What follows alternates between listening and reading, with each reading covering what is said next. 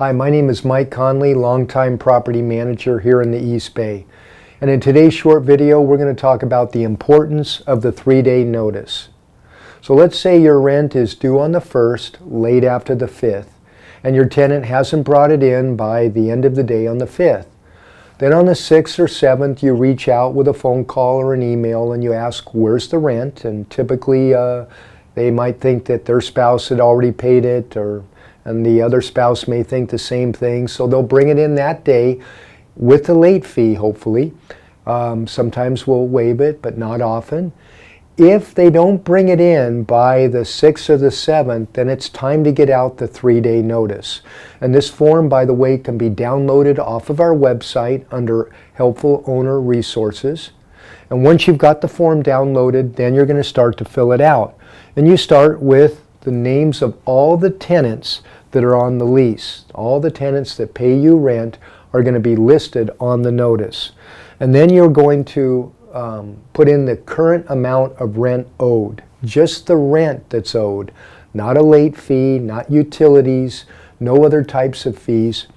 That's not appropriate for this type of form. So just the rent owed. And if they paid you for, let's say, 50% of the month's rent, well, then you're going to put as amount owed the other 50%.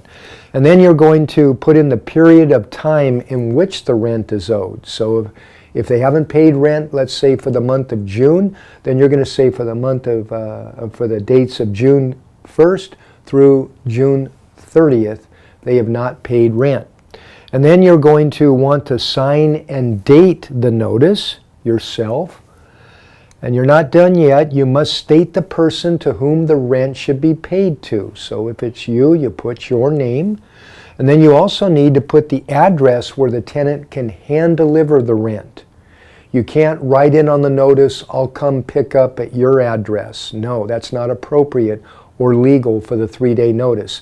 They must have an address or P.O. box in which they can drop off the rent. And then you need to give them the phone number of the person to whom the rent can be paid, and then you need to give them the time and day in which the rents can be received.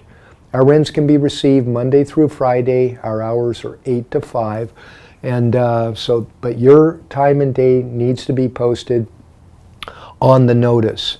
And then here's how you deliver the notice. It should be delivered in 4 different ways, starting with first-class mail. Don't bother with certified mail. They probably won't accept it anyway.